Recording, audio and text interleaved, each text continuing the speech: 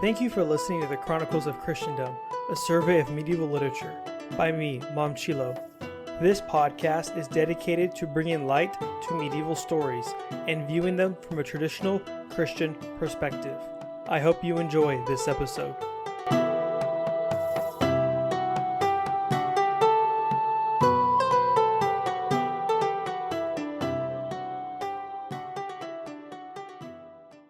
Today we're talking about a Greek story. So this is going to be a Greek romance, and it's one of like 8 romances in Greek that we have, or at least that are surviving.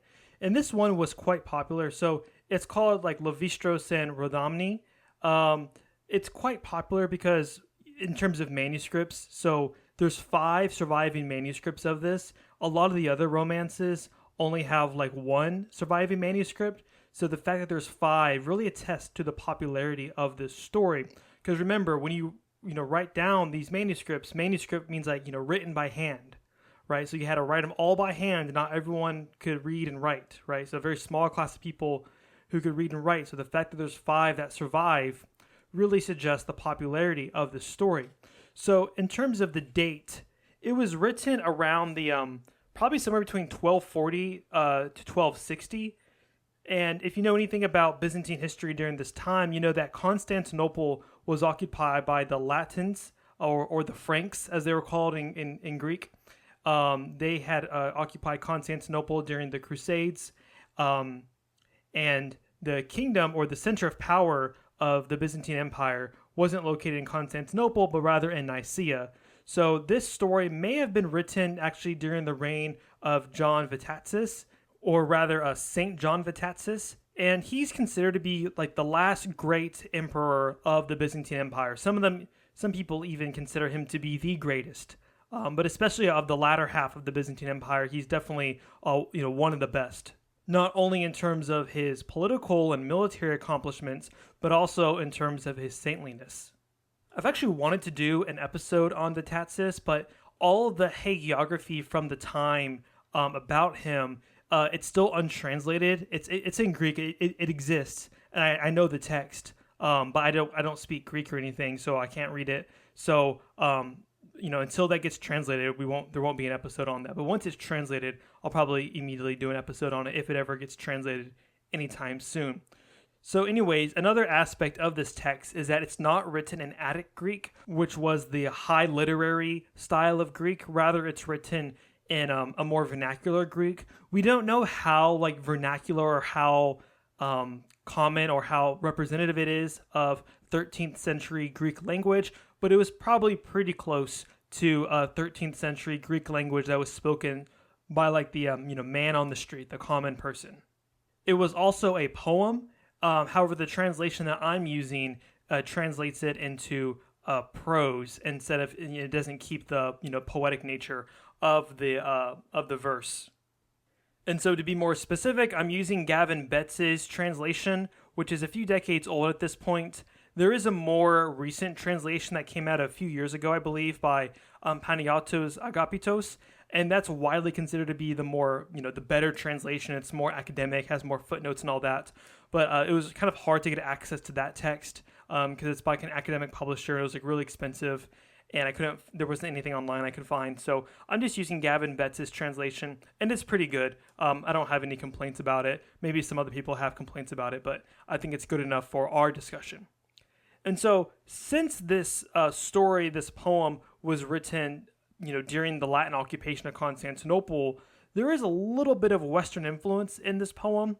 For instance, the main character, as we'll see, is actually a Latin man. He's just called a Latin from his kingdom isn't really described. He's just from a Latin land. It's kind of left vague. And there's some other Latin influence as well, or Western influence, such as castles. Very European style, Western European style castles are present. So for a while, these Greek romances were largely neglected because they weren't written in Attic Greek. So during the Renaissance, there was various Westerners who were learning Greek and translating things into the vernacular languages from the Greek, they really skipped over all of these romances and kind of considered them kind of low tier because they weren't in the Attic Greek that they were all learning. So this story, it's kind of like three stories in one in a way. So it's like a nested story. There's like stories within stories. So it doesn't really get like trippy or like Inception like or anything. It's pretty simple once you follow along with it. So the story opens with a little bit of a prologue, and we have a character speaking to a lady called Mirtani, who he calls his lady, the Queen of the Graces, and he begins this story. And then once he begins his story, within that story, another character will tell the character within the story a story, and then slowly the stories will resolve. So I'll just read from the beginning. So it says, all sensitive people schooled in love, who have been reared and instructed by the noble graces, who have been subjected to love's torments, and all you of low degree, every soul of goodwill who is versed in love, every heart of noble grace which is devoted to virtue, come now and hear me of love's passion in the fair story which I shall tell. And you, Lady Mirtani, who are the queen of the graces, a spring flowing with love and esteem, the living embodiment of the graces, mistress of Aphrodite, join with all the glorious land of the Latavians and your noble kinsfolk down to those of low degree, men, noble women, old, young, let all come and gather around me.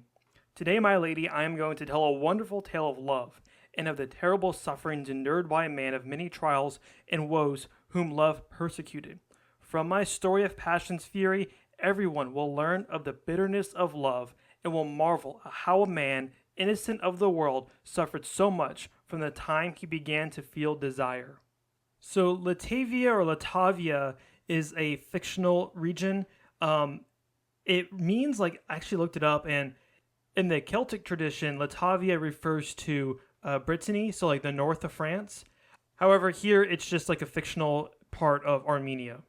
So the narrator begins his story, and he talks about himself. He talks about how a few years ago he was traveling and he met a downcast stranger, a noble Latin, who was crossing a river. The Latin is described as blonde, tall, and beardless. And he's also described as being drenched in tears. He's just so sorrowful. And then the narrator, whose name is Clytoven, at this point, he's also roaming due to grief. And we'll learn why a little bit later, but he's also grief-stricken. So he goes up to the Latin and he tries to talk with him. And it says, at one point, the Latin sighed, turning to me in a very piteous and somber fashion. He replied, Sir, what is it you ask me? Are you pressing me so much to learn the reason for my grief and frequent sighs? I am a man and I suffer. Do you seek the cause of my suffering? Fellow traveler, fellow stranger, when you learn it, even if you are made of rock, you will, I think, burst with grief. I swear by the woes I suffer for my love, that even a stone, if it came to learn what I have endured, would break into 100 pieces and crumble like a clod of earth. So they swear an oath to each other that they will not depart from each other. And then the Latin continues, No, I swear it by the troubles I bear in my soul, that I have spent a whole year wandering and searching the world. I live for my falcon. I am nourished by my dog. My horse is my life. My weapons are my soul. I have come to this madness, my friend, because my sword has been like Kairos to me. So Kairos is like a Greek god of death. My breastplate has been as death, and my weapons as the grave. Now learn why it is that I lament. So then he describes his backstory here. He says, Friend, in my country I was a mighty man, a ruler, wealthy, feared, of great courage. This I think time will show you. Joy was my companion, serenity my friend. Never was there any happiness or pleasure which I lacked. And amid so much joy, amid so many pleasures, amid all my wealth and prosperity, amid the many luxuries and delights which I possessed and had at my command, and in which I took pleasure, no concern for love ever came to me. My mind was completely free of passion. The thought of love did not enter my mind. I lived unsubdued, in freedom, without love's tortures and beyond desire. But further, my friend, if ever any of my family or friends became involved in thoughts of passions or notions of love, I taunted them and berated them 1,000 times. So one of the themes of this poem is going to be about love, obviously, and how love isn't just like this feeling that's inside of you. Rather, it's this outside force that's personified, as we'll see later, that afflicts you, and you have to kind of quench it by directing it towards another person. Or if you don't, you're just going to be tormented by love. And this is something we also see in Western medieval literature as well, but it's also present here in Greek literature. And this really isn't a specifically Western notion. It's relatively universal amongst ancient and medieval literature.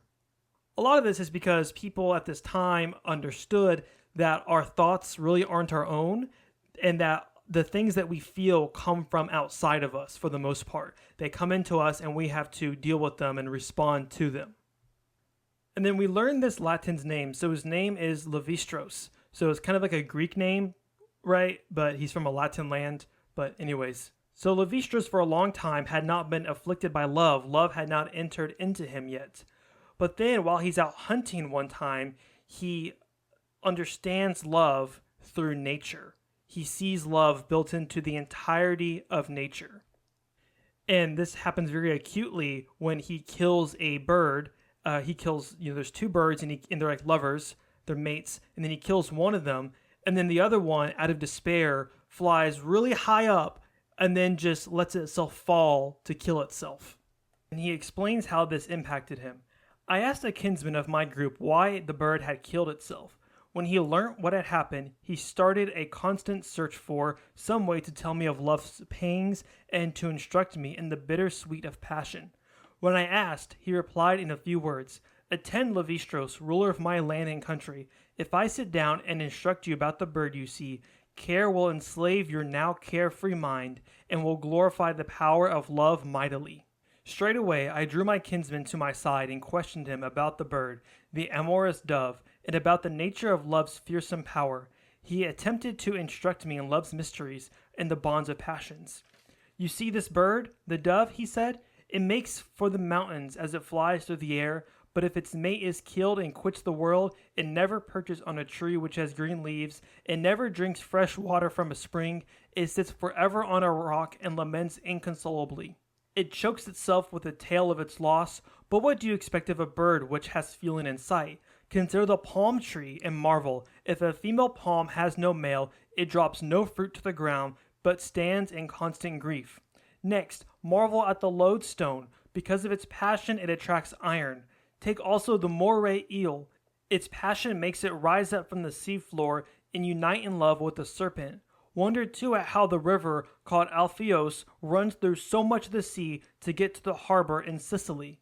So this is a very Christian understanding of nature, where love is everywhere in nature, even in rivers, inanimate objects, but also in trees and in birds. And also it applies to humans as well. There's this universal love that permeates throughout the entire universe. Now, the ancient Greeks and some of the other ancients had similar notions. I don't know if they would call it love per se. They would call it like attraction or like a telos, like your goal or your purpose. But here it's framed very much in a kind of Christian understanding of love. And then after this incident, once he falls asleep, he has this revelatory and this mystical dream where he encounters love and love's executioners. Now, these executioners are these armed men, and they tell him in his dream, they say, "Livistros, love is warning you. Passion is commanding you. Sir, do you want me to be silent? Interpret this as you wish. If you were not fashioned from earth, if you were not of this world, if you were born of iron or were a lump of rock, I would not find it strange at all if you felt the boundless power of lords of love." So again, reiterating that even these inanimate objects have love. There is no way that anything, whether with or without life, rock, tree, iron, or stone, can exist without receiving love. And you, a mighty man, a handsome youth, do you despise love? Do you not care about passion? Now, if you heed me, you will take up love's cares. Give up your arrogance, bend your neck to the yoke of love's servitude, enter into the bond of passion, bind yourself to desire, give yourself to longing, look towards care. They will now speak to love and beseech him, and he will give up the terrible rage which he feels towards you. He will change in parting you. And to speak to you, human that you are, do you wish to endure no passion? Do you wish love to forget you and pass you by? Why do you suppose that you are outside loving desire? Desire becomes you. See this for yourself. Observe what befits you. I swear by the two-edged sword of love's madness that I am telling you nothing by way of flattery. Even though you are handsome in build and appearance, if you do not put on passion's yoke, you will suffer. You will suffer love's tortures, and as is right, you will realize that you are nothing. Learn this from me and hear what I now command you. When you now go and do obeisance to love, approach him with bent neck and lowly face. Assume an abject look to show your fear. Cross your hands tightly on your chest and fall to the ground in front of him. Speak from your heart and beseech him. But when you are entering his dwelling and you see the ivory sign on the lintel above the door, read what these writings there say. So love is described as this punisher that if you resist, you're just going to suffer. So love's executioners, they take Livistros into love's kind of like judgment court. Love here is presiding as the judge. And on his way to the court, he meets both passion and desire. They're both described as these beautiful women. The one who was leading me said, "This is desire. Become her servant now and do obeisance to her. She has said that she will intercede on your behalf, and together with passion will make peace for you with love. They will speak on your behalf, and he will pardon you." Desire approached and stood with passion. To the Cupid and to passion she said, "Is this the man with whom the Lord of Love was angry 2 days ago? Is this the one who caused so much violence and uproar?" "Yes, I," Livistros replied, "and as I said this, I did obeisance to her, falling at her feet. I went on, Desire, servant of love, and his true kin, and you, Passion, also his servant and true kin. I have not known love, and have not been able to enter his service. Do something for me, sweet Desire and Passion. Find love, and make this appeal to him. I was a peasant, and I did not know who you were. For this reason, I did not enter your majesty's service. Make yourself sureties for me. Speak fair words, and I shall swear by love's bow and flame to be his servant from this day and to obey his will." So he finally meets Love sitting at as a judge, and it says, "Love was sitting on his throne and had 3 faces. The first face was that of a small child, soft, delicate, and of blonde complexion. If you had seen it, you would have certainly pronounced it a work from the hands of a master painter. It was beyond censure. The second was a man in his prime, with round beard and skin like snow. The next face you saw was of an old man, with form, shape, build, and appearance to match. The first face had hands, feet, and the rest of the body complete. The next was only from the shoulders up. I noticed that the faces were placed in order of rank. I looked at this triple form and said, 'Who fashioned this? What is this strange creature I see? What is it? Who can tell me what it is I see? Who can explain it? What kind of person will instruct me?' At one point, while my mind was troubled with this problem, my own case came up. A Cupid shouted, 'Let the rebel come forward.' The order rang out on either side of me, and my guard said, 'Go forward and do obeisance.' So he goes up to Love and falls down at his face, and then begs for Love to have mercy on him. And then Love decides to pardon him because Passion and Desire have interceded for him. So what this means is that, as I said, love is this like burning, something that burns in you, and it can only be quenched by passion and desire, when you direct that love towards other people. And so because he's now going to have his love directed towards someone else, towards another person, Love is going to pardon him from, torment. And he then makes an oath to Love upon Cupid's arrow. And then as he's leaving, there's a prophet who comes up to him and he says, "Livistros, ruler of a Latin land, mighty governor, man of great wealth, prince of many people, you are destined to go into exile from your native land because of your passion for the fair Rodamni. It is ordained that you become master of Silver Castle and succeed Chrysos, the illustrious father of the Lady Rodamni, in this land, and that you rule the world. After a space of 2 years, you will lose Rodamni through a cunning woman, an evil witch, and you will go out in search of her. You will wander for 2 years before you find her, and when you do find her, through the help of your true friend, a further period of a year will pass, and you will again become master of Silver Castle. You will die with the wondrous lady."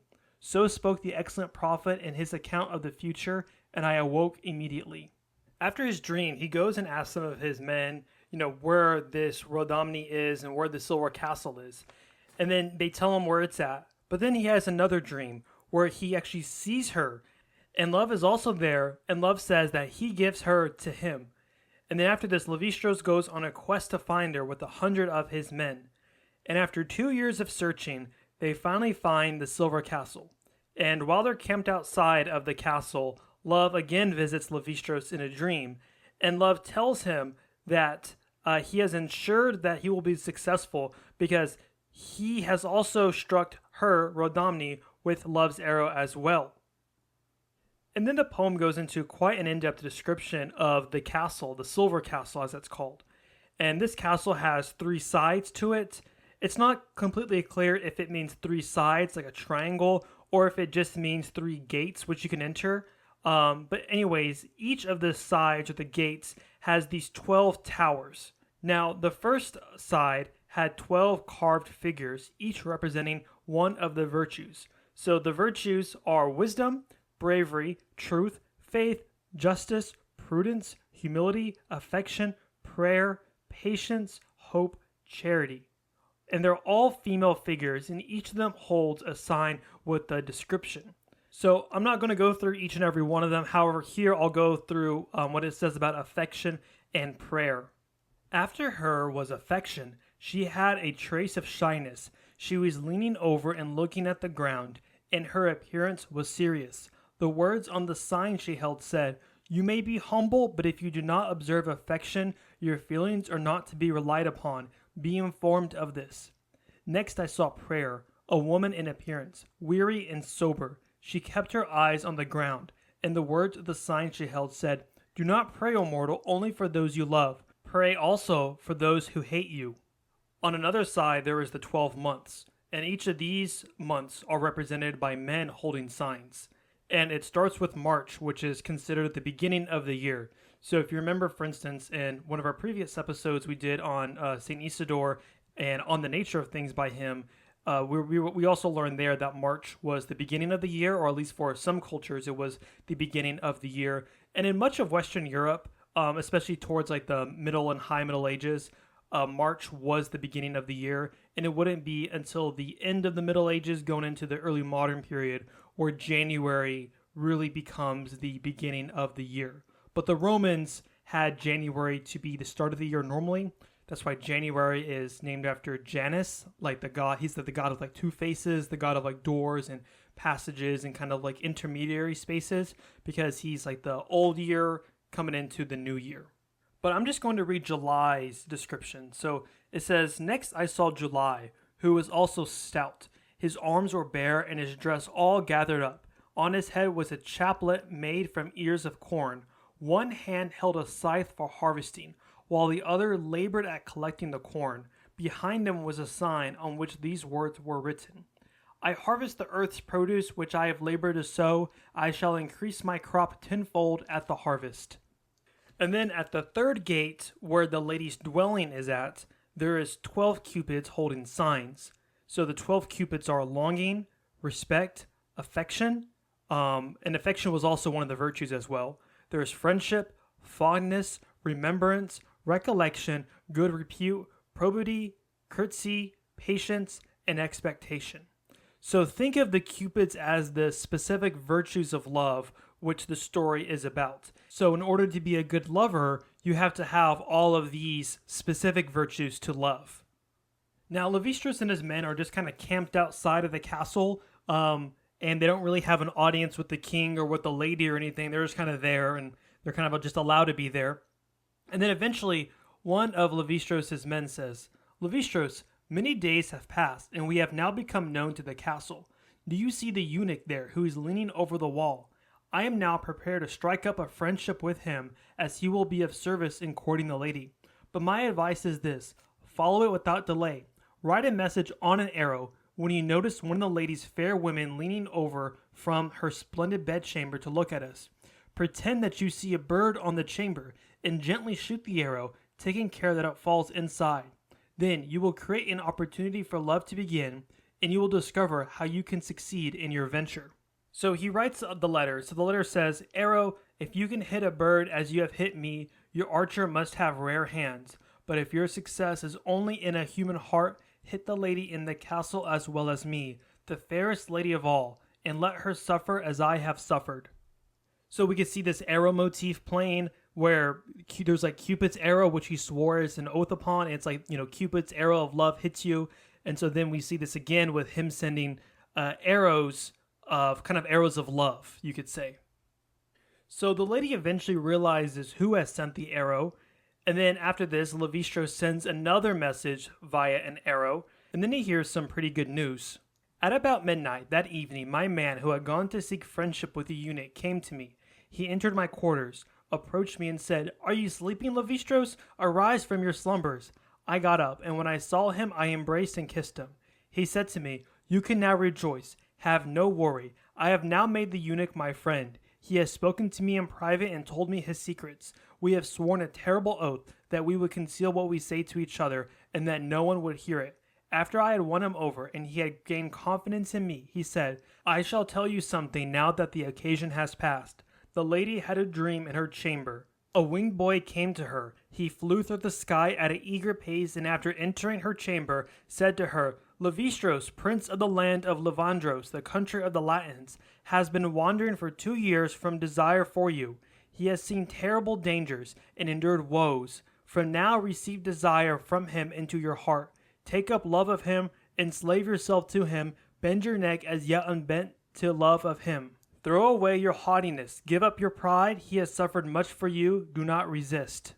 And then after she wakes up from this dream, she talks to the eunuch and says, "She talked about Livistros, the prince of Livandros, and told me endlessly about her dream. From then on, care entered her mind so that she scarcely ever rested night or day. Her mind was forever troubled by her dream and the boy she saw in it. When Livistros came and set up camp, the lady saw him and realized that the arrow was from him, but she was afraid of the bad opinions that people might have. She said to me, her eunuch, 'Go, take him greetings from me, and say to him, write, do not hesitate. The lady desires your letters. There is no way she can be swayed by a single message from you. The lady is fair, and she bears her beauty as befits her, and is proud of it. Attend to this now, and I trust you will win the lady's love with your letters.' This, Livistros, is what the eunuch told me when I had won him over and gained him as a friend. But he has still yet to hear directly from the lady or even receive a letter from her. So Livistros is just kind of stewing in his emotions. He's just kind of this ball of anxiety right now. And then we learn that the lady, Rodamni, is resistant to love despite the dreams and despite what the eunuch said. But after some time, the lady sends a letter, and this is what her letter reads. "I cried out to the heavens and I spoke to the clouds. I called on the earth as witness and I declared it to the sky. I would never bend my neck to the bound of desire. I imagined that I had bidden it farewell and I was proud. But now I see that the obstinacy I maintain has been bent. I have thrown aside my great pride. I have put my mind's freedom in your service and I have retrieved what I had dispatched. The oath that I swore by the heavens and ratified by the clouds, I now forswear. I repudiate it, I deny it. And tell me, sir, why do you claim that my soul is more unfeeling than stone, because it did not come immediately to your love? My assertion and boast were that I was untouched by love and outside its power. And how is it that I, who was without cares, am now plunged into them?" So we see a couple of things. So one is that we see that Rodamni was undergoing a similar thing that Livistros was earlier in the story, where they weren't really receptive to love. They were kind of denying love, but now they've finally been afflicted with what in modern parlance we might call like the love bug. So now she's ready to admit that she has bent her neck to love, to desire, and is willing to act on those feelings and those thoughts. So this is how Livistros replies. "You spoke to the heavens, fair lady, and you cried out to the clouds. You called the earth to witness that you would not enter upon desire. You swore a fearsome oath that you would not go back on your word. And this I do not disbelieve you. I believe you say because you yourself were an offspring of the heavens. The clouds gave birth to you, and if you had still been with them, there is no doubt that you would have kept the oath you had sworn. Now, since you have fallen down to earth from the clouds, and though born in the heavens, you spend your time in this world with everyone else. It is not remarkable that you go against what you have sworn. In this you do no wrong at all, be assured by me. But if you see the man who has suffered for you, you will much regret the oaths that you have sworn in your heart. If you had made 100 vows, you would renounce them all. I beseech you now, if I receive a token from you with your next letter, I shall regard it as I would you." This is a common trope in medieval courtship. at least in the literary sense. I'm sure it happened in real life as well, but often people courting or lovers would give each other tokens, often rings or pieces of clothing. So Livistros here is asking for some token of love, some token of affection. But then Livistros sends her another letter. I won't read it here, but he sends her another letter. But he receives a rather angry reply from the lady. In writing this to me, the violence of your passion has led you too far. You will not see another letter from me. As long as you try to make me give you a token, you will die waiting as far as a letter goes. You will certainly not see one. And upon reading this, he's just sad, as you can imagine, right? And I think part of this goes back to some of the stuff that we saw on the castle, where one of the virtues of love, one of the cupids, is patience. So he hasn't really demonstrated much patience here in, double texting, quote unquote, the lady. So he sends a letter to try to smooth things over with her, and he attaches his ring, so he gives her a token. And then she is seen out and about on her castle wearing the ring that Livistros gave her. And we'll soon learn why she's flip-flopping, like why she has, why she says, I have been bound by love, I have bowed down my head to love. But then she says, writes this angry letter, but then receives the ring happily. We'll learn why quickly. So upon receiving the ring, she writes another letter. I won't read the whole thing, but at the end of it, it says, O night that I name you as my heart, I register you as my soul. You I call my Lord, and you I declare my light. In turn, dear heart, I show my love for you with the ring. So she now attaches a ring to her letter to give to Livistros. And then they send a couple more letters back and forth, and they're eventually able to arrange a meeting. So she's going to go out hunting, and she's going to follow her entourage out hunting, and he's going to hide in a forest, and they're going to meet secretly in the forest. And this is how the meeting is described while he's hiding.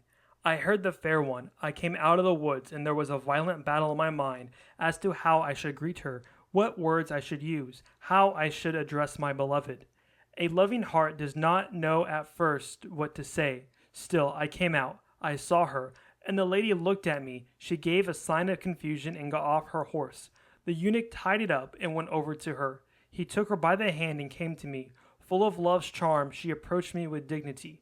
I was struggling in my mind as how I should greet her. How should I begin our talk of love? The fair one came up, and I met her. I lowered my head and bowed. She bowed in return.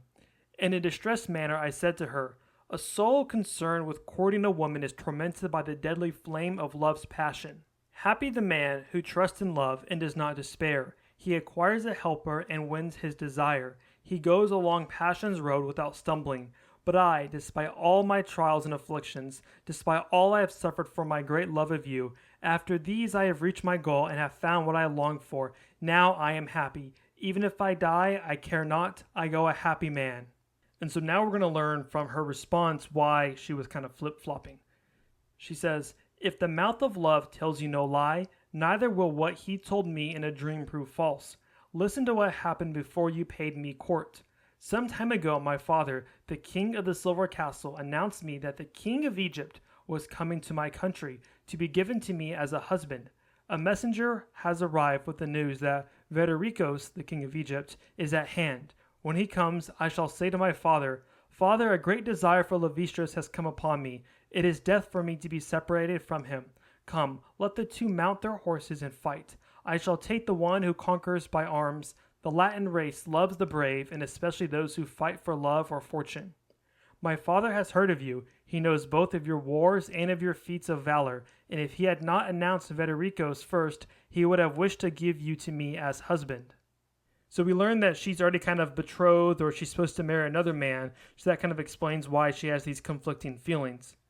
But what's going to happen is that when the king of Egypt arrives, they're going to host a tournament, and whoever wins is going to get the hand of Rodamni. So the king of Egypt arrives, and then the battle is set up. And Livistros easily defeats the king of Egypt. It's said that it's as if he did not even know how to ride his horse. So Chrysos, the lady's father and the king of the Silver Castle, after the victory, says, Lords, governors of my land and country, relatives, friends, fellow citizens, you are all well acquainted with my own troubles, my daily woes, all the wars I endured with you, for this land until I completely eliminated my adversaries, subdued the world, and made free countries tributaries to the land of Silver Castle. Since friends and relatives, the span of my life is now drawing to a close, and I now await my end in our common killer, death. Today I am giving you another king in my place, my noble son-in-law, the prince of the land of Livistros, a man of splendid appearance, of incomparable physique, of tired strength, and first in valor, as land of Silver Castle will bear witness today, together with you, my governors, the first among my relatives. So then, Livistros and Rodamni, they get married, and he becomes the king of Silver Castle. However, we have to remember the prophecy that was earlier told to Livistros that says that after finding his love, he will enjoy joy and luxury with her for 2 years, but then after that, hardship will come about him. So 2 years passes, and then they go out hunting, him and Rodamni. And as you can imagine, things aren't going to go so well here. So this is what it says. As I, Livistros, was going through the lovely spot, I met a merchant in the middle of the field who had many horses and people with him, as well as an old woman, my friend, who was sitting on a camel. He dismounted, approached me, and did me obeisance. I said, "Who are you, sir, and from where do you come?" He replied, "I am a merchant from Babylon." "And in what do you deal?" I asked. "In various things," he said, "gold and precious stones, pearls, purple and scarlet clothes, silk." "Do you have precious stones for me to buy, merchant?" I said. "I have many, and also a fair horse for my lady." He quickly pointed to the lady with his finger, "the like of which has never yet been born on earth, and if you desire, you shall see it and ride it." They led out the horse. I saw it, and believe me, my friend, my mind was immediately taken with its beauty. The fair lady wanted to ride it. It was saddled, she mounted, and walked it splendidly. The horse rose and fell like running water. It did not know how to remain on the ground. The merchant said to me, "Does your majesty wish to see the precious stone as well?" I said I did, and he produced it. And it was in the form of a ring, uncut, natural, red as fire. I saw it and desired it. I marveled at its color. I put it on my finger, and I expired immediately. I fell dead to the ground from my horse. And, my friend, what then happened to the fair lady and the evil merchant I do not know. I know only this. I do not know how to say it. After much time my men searched for me and found me laying dead. They saw me, they recognized me. There was a great uproar, which was heard in the castle, and everyone ran out to see me. They had carried me and placed me inside the castle like a corpse. They took my hand and saw the ring. They removed and examined it, and I immediately returned to life. I revived. I jumped up and searched for the lady. I began to mourn. A mighty dirge arose, and a great lament and agitation. And how great it was! They told me how they had found me, and how I had revived. I asked them for the ring. They put it in my purse, and again left to search for the lady. The 100 men I had with me followed. I took to the road and the tracks. But, my friend, it split up into 100 paths. I divided my 100 into one for each, and in my misery, I kept to the middle way. I ordered them all to wander for 2 years, and at the end of that time to return and wait for me at the beginning of the road. I farewelled them and went to search the world, to find a person somewhere with whom I could speak. You alone have I found, and to you I have related my sufferings. So now we're back at the point where Clitophon meets Livistros on the road. And lightening the labor of my soul, I was told, my friend, that the king of Egypt had taken Rodamni. I was later informed that in his grief he had left with the words that he would not give up the lady, even at the risk of his life. So the story that Livistros was telling to Clitophon within Clitophon's narrative is over, and now we're just in Clitophon's narrative where him and Livistros are walking along a path, and it's the path that Livistros is walking down in order to try and find his wife, his lady. So having told Clitophon his story, Livistros now asks Clitophon for his story. And so he tells him that he's from Armenia and how he fell in love with his cousin, and his cousin was like a princess. But the main issue was that his cousin was married to a Persian prince. Anyways, when the Persian prince is away for some reason, I think it's like a war or something, he has an affair with his cousin, but her husband eventually finds out. And it's not exactly clear yet what happened, but Clitophon, he's being a little bit, you could kind of tell he's not telling the entire story. And he just says because of that, he's just kind of wandering in despair right now. But he cuts the story off short and he's like, hey, I think Vedarikos, the king of Egypt, actually kidnapped your lady through magic. And then he urges them that they should go and head towards Egypt. So after 12 days of travel, the road that they're on, it leads to the coast. It's kind of like a dead end. However, they do spot a cliff, and on the cliff there's like this grass hut that's on there. So they go there trying to find lodging, and they find a miserable old woman, black as a Saracen, naked, completely without clothes, came out and sat on the rock. It was her, the one who had carried out the kidnapping of Rodamni. Mother, I said, this is Clitophon speaking, how are you? She replied, I cannot describe to you, my children, how I am, living here in this desolate spot on a crag by the sea. But you, how did you come to be on this wild road without a guide? First, mother, tell us who you are, and where you are from, and why you are here, living in this lonely place. And when you have told us who you are, then we in turn will tell you about ourselves. So this lady, if it isn't obvious, she's the witch that helped ensnare Rodamni on behalf of Vedarikos. So she goes on to explain her story about how the king of Egypt used her to try and hatch a plan to kidnap Rodamni. And she describes how she was able to conjure the plan. She says, in the evening I summoned the demons and separated out the better ones. I bound them by oath and asked them to tell me what I should do. One of them said to me, act now, I shall become a horse, and another demon, a ring, and another a camel to carry you. Let the king give orders to his men. They shall all leave and go back to the country from whence they came, and in their place assemble other demons and let them accompany the king at his command. I shall become a horse which shall be beautiful in form and movement. It will run like a river and be as swift as an arrow. And this demon will become a priceless ruby, uncut, natural, in the shape of a ring. And then after the plan is pulled off, even though she was promised payment, she doesn't get any payment and she's just kind of left here in this hut. After telling her story, she asks them what is their story, and then they reveal themselves saying, yeah, we're the people you kind of screwed over with your magic lady. And they threaten her and they say, look, if you want to live, you need to help us find this lady. So the witch does some spells and she talks to some demons. And then after all of that, she tells them, all last night, she said, I consulted the stars. I asked the demons for clear information so that I might learn if it is possible for you to take the lady and what she is doing and where she lives. They told me that it is possible for Livistros, her first husband, to take her and keep her, but she made this compact with Vedarikos to become an innkeeper for just 4 years, and after the end of that time to submit to his will. He was to build her a new inn in a pool or like a bath near it for guests to wash. I give you these horses, mount them, cross over the sea, and the first person you meet, ask him to show you the way. But you, Clitophon, go to the inn first, call out, innkeeper, and she will come out and hurry you along. So they're a little skeptical, right? Because she says, take these magical horses and walk across the river or walk across like the body of water. It's not clear exactly what this body of water is. However, if we go back to our, Bible 101, it's very clear that this is like some Exodus symbolism but kind of in the reverse, right?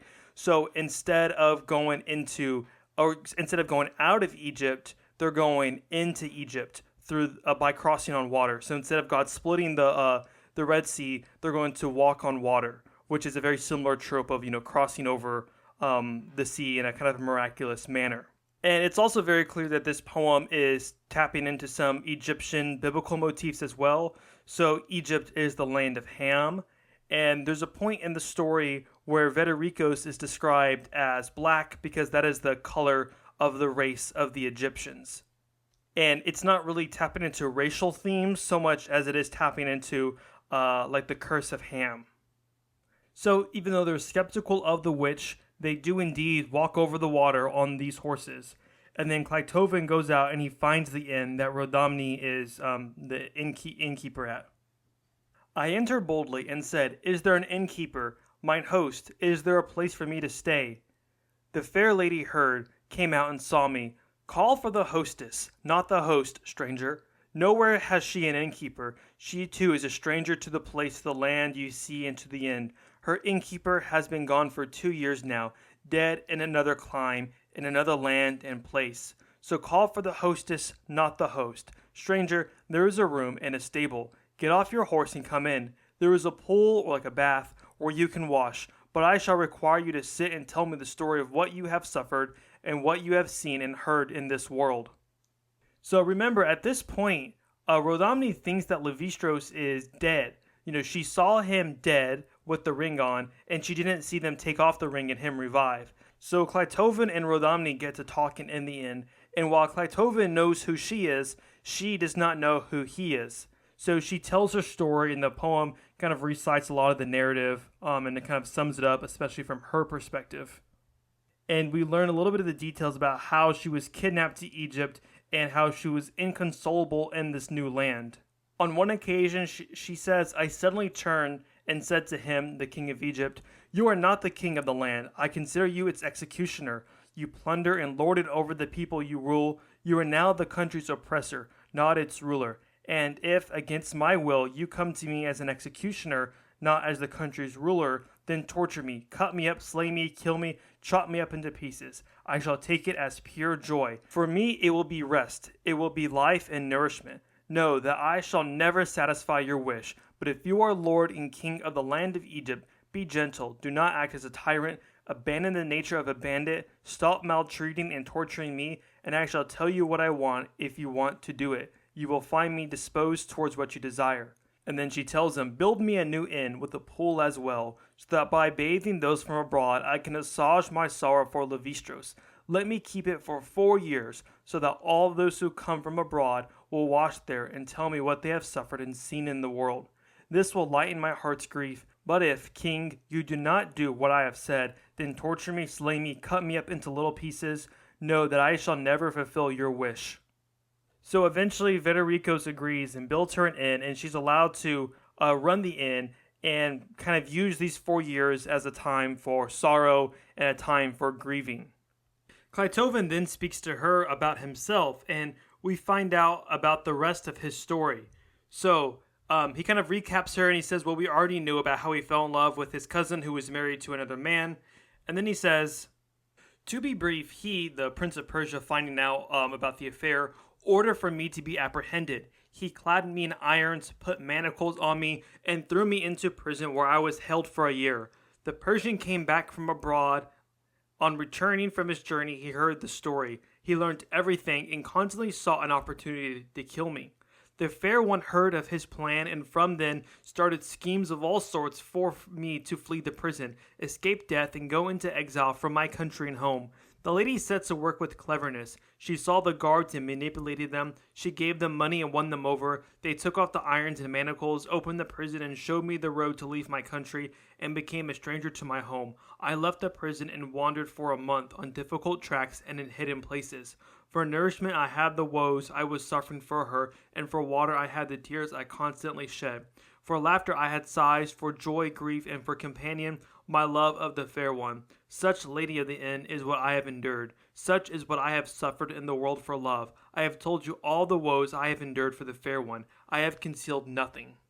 And so that's why he was also wandering about on the countryside and met Livistros, because he himself had just escaped prison. And then he tells her that while he was on the run, he found another suffering man from love, Livistros. And the lady realizes who she's talking about, and she faints. And then after she revives, Clitophon says, do not make commotion, be quiet, do not shout. Livistros is here, have no worry. She recovered a little, then fainted and fell in a lifeless swoon close to insensibility. I said to her, he is alive, have no worry for him. And here is the veil, lady, which you gave him when he fought with Federikos for you. He explains the plan to her. He says, look, Livistros is here. He's about, a couple hours, walks away or whatever. And I'm going to bring him here tomorrow. So then Clitophon goes back to Livistros, and he also brings him the ring that Livistros had earlier given Rodamni as a token of affection. So that way, he has like some proof that she really is alive. And Livistros is quite overwhelmed, and then he also faints. So there's a lot of fainting that happens here. They return together to the inn, and the story says, why go on? Why draw out my story with many words to extend its length? We finally came to the inn, and found the fair lady Rodamni sitting like a guard and watching the road. Her tears were flowing, her sighs were frequent, and she was constantly expecting her innkeeper. So Livistros. Livistros was in front and I behind. The lady did not recognize Livistros at once, but he looked at her and recognized her immediately. He rushed up to her, fainted and fell. I grabbed him, held him, lifted him up. I stood and revived him. He came to his senses. The lady looked at him. Her senses failed her and she too fainted in turn. I left him and quickly ran to her. I brought water to refresh her, and she recovered a little. I took her inside and put her in the inn. She regained her wits and looked for Livistros, but he had fallen again in a lifeless state. I went back to him and saw him there unconscious. Though without his senses, he was constantly quivering and shaking. He was on the point of death, on the way to Hades. I lifted him from the ground and put him on my shoulders, and carried him inside the inn. Even after much trouble, I had difficulty in bringing him back to life. I took him in his unconscious state and went to the lady. They looked at each other and revived a little. They took each other, flung out their arms, and tightly embraced. They joyously kissed, and that kiss was the delight of love and the concern of Aphrodite. As they kissed and embraced, a noble desire viewed and sweetly enfolded the great joys of their love. Joys bound by a guileless and pure affection. Then they separated, sat down, and began to speak words of love and exiled desire. So they have this great reunion, and Clotovan, after a little bit of cajoling, he's able to get them to leave, and then they cross back on those magic horses back across the water. So now, again, this is like Exodus, where you're leaving Egypt by crossing through water. After they cross, they then go back to the hut where the old witch is. And the fair one saw the old woman and recognized her. She recalled the cruel results caused by her magic. She remembered the separation from Livistros that she had endured. All the misfortunes that she had suffered because of the old woman came to her mind. She remembered, and she conceived a terrible anger against her. With fearsome oath, she addressed Livistros. I conjure you by the misfortunes you have suffered for me. I conjure you by my love and my passion. Kill this foul and evil woman. Her magic art exiled me from you and rendered you lifeless. Livistros drew his sword and cut off the evil witch's head. Today, he said, I free the world of a great evil, and I kill a demon in human form. Now, they're heading back to the Silver Castle. And while they're heading back there, they, being Rodamni and Livistros, are reciting the letters that they had received from one another back before they had met and when he was just camped outside of the castle. And all of these letters that they're reciting, they have this theme of, and I think they're new from what we heard earlier, they have this theme of how you deal with love when it afflicts you, and how love breeds desire and affection. And it's noteworthy here that I think in modern times we have quite the opposite view. We have the view, generally speaking, that desire and affection means you love somebody, rather than love breeding desire and affection after love occurs. That's why, for instance, like an arranged marriage wasn't that big of a deal in this time, because they understood that desire and affection will come later. You know, once you love that person, and as a Christian, you're supposed to love everybody, and you can have that special love with, somebody else, or with one person in particular. After that, then desire and affection will come about. Whereas now, I think we're really off-put by the idea of like an arranged marriage, because we think no, desire and affection have to come first, and then you can love somebody. They go back to their land, and they find the spot where they had began their search, where Livistros had all of his men go out searching for Rodamni. So he finds his men there. And after they reunite, he then turns to Clotovan, and he says, Excellent friend Clotovan, worthy companion, pillar possessed of life, faithful friend to your friends and true to those you love, I have attained my wish through your actions, your steadfast mind, your esteem, your excellent counsel, and your wisdom. I now want to make some recompense, some return for your friendship and sound judgment. You too have been afflicted by love's desire. Affection's flame has lit your heart too.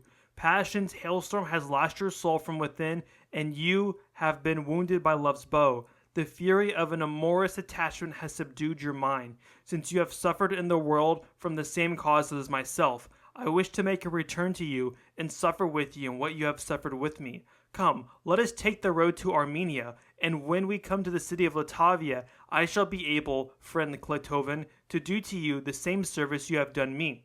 Today I am handing the lady over to my 100 men for them to take her to Silver Castle. Alone, with no companion, we shall take the road to Armenia. But Clitophon denies this request. He does not want Livistros to help him. Instead, he says he wants to go about this alone. But Livistros gets a little bit angry with him, and he says, I implore you, by the bitterness you have experienced at fortune's hand, but you know that you swore to die with me. And again, I conjure and beseech you, by your sword, do not go away, do not exile yourself, do not leave me. I shall share my power equally with you, and I shall make you my brother-in-law. The lovely Rodamni has a sister like her, who resembles her in every way. Give up all this, cast it aside, abandon it, and come with me, Clitophon, to Silver Castle, and enjoy with me the fair charms of the castle and its surroundings. If perchance you do not consent to this, friend Clitophon, know that with you I shall share my life, my sufferings, my hardship, the pangs of exile and death, to see if fortune changes from the hostility she shows now towards you. But give up all this, and take my advice. What you have suffered in former years is enough. Rejoice. Spend the rest of your life in joy and comfort and prosperity. Do not wait for the trials of treacherous fortune. Do not endure the misfortunes sent by insane destiny. You see the time which Wheel has now allocated to you. She has changed from maltreating you. Take courage from her goodwill and live. Exile yourself from past misfortunes. And this Clitophon accepts. He will stay with Livistros, and he'll be like a co-ruler with him in his kingdom. And he will take Rodamni's sister Melanthia in marriage. But after some time, after living for a while, after his marriage, Melanthia dies, and he heads back to Armenia. And we head back to the start of the story, the very beginning of the story, where Clitophon is first telling his narrative. So I mounted my horse, donned my weapons, and went in search of my native land. And after 6 months I arrived here and found you, my relatives and friends of the land of Latavia, and you, lovely Queen Myrtani. So remember, Myrtani was the lady who he was speaking the story to at the very beginning of the narrative. So in you, lovely Queen Myrtani, I found a widow. With you I shall live, with you I shall die, with you I shall share death and suffering. Together we shall enjoy our ancestral dominion. For you I left a populous land, and I suffered all the misfortunes which I have related to you. I endured all the woes, Lady Myrtani, which I recounted and which you have heard. I have told you, lovely Queen Myrtani, of my friend's woes which he suffered by himself and with me. But the troubles which I suffered in the world, who will describe them? What other person will tell of my hardships? Who will speak of my afflictions? Who will write of my woes? Who will set forth my sorrows in detail? But a man whose soul is so inclined will pity those who suffer, will learn from their sorrow, and will tell their story to other sufferers. If someone, after inquiry and scrutiny, writes down my story in detail, even though he cannot tell everything, he will compose an account of most of what I say. But if perchance some lover wishes to describe it, he will refashion it according to his wish and fancy.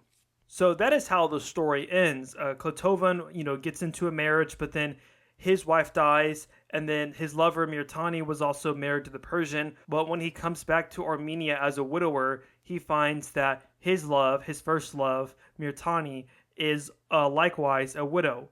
And so then the implication is that they're now going to get together. And with that, we're back at the very start of the story, where he was first telling Myrtani the story of how he came to her. And now we see its resolution. Thank you so much for listening.